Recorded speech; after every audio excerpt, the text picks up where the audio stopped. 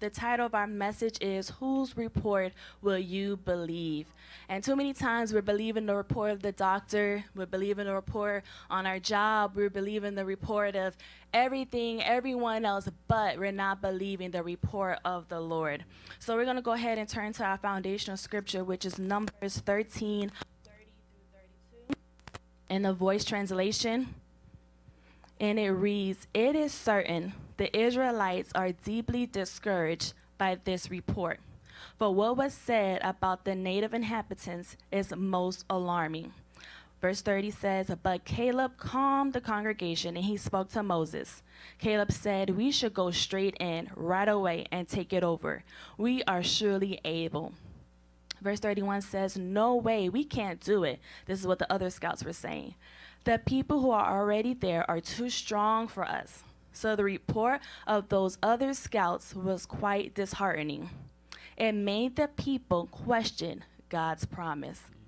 So how many of you guys tonight, those who are watching, those who are here, are questioning the promises of God because of what you see, because of what you feel? You're looking at your bank account. You're looking at what your kids are doing. You're looking at what your spouse is doing. You're looking at the report of the doctor. You're looking at everything else, and it's causing you to be discouraged versus believing the report of the Lord. See, Caleb was the only one that believed that they could go in and take over the land, which God had already promised them. But the other scouts, they were looking at what they saw in their natural eyes and not thinking or remembering the God who they served, the God that had just delivered them, the God that had saved them, the God that was protecting them. They weren't thinking about that. They were only looking at what they saw, and they saw giants.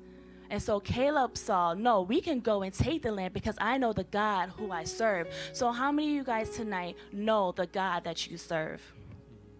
God increases our faith when we are opposed by the thing that he promised us. The moment that God promised you something, there will be something there to oppose you right away. How many ever received a prophetic word and then next thing you know, the opposite happens? Next thing you know, something transpires. Why? It's causing you to want to be distracted, causing you to take your eyes, your focus off of God, and now you're looking at the thing that's happening versus keeping your eyes on the Lord who has promised.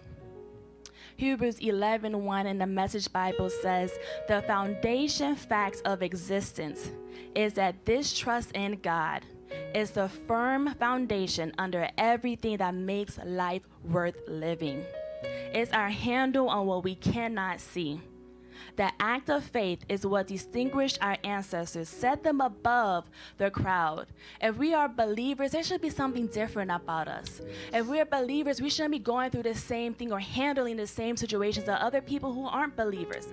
What will people want to come to Christ if we're worrying about losing our job, if we're acting in fear because of this or because of that? No, there should be something different about us. Our faith in God should set us above everyone and everything else. It says that this is our foundation.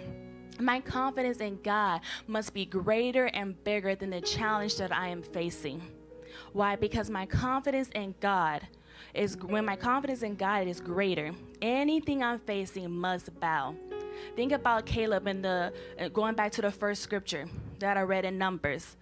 Here, the other scouts saw the giants and didn't even think about God. They just was like, we can't go in. We surely cannot overtake it. But Caleb saw that God was bigger and that all those giants was going to have to bow. He may not have known how it's going to happen. It's not up to you and I to try to wonder. It's not you and I to try to figure it out. But if we trust in God, everything that we are facing, it must bow. So what are you challenged with right now? It has to bow if you have faith in God. Your sickness, disease, if you're challenged in your body, it has to bow. Poverty, lack, and famine, it has to bow because we are citizens of God. That is our inheritance. Anything that we are facing, it has to bow if only you just believe and have faith in God. Yeah, Pastor Ecstasi, as you were just ministering, there should be a distinguish between us and unbelievers concerning what we believe in God for, whether it be finances, whether it be employment. And a situation came to me as you were sharing. Many of you know that I work for American Express.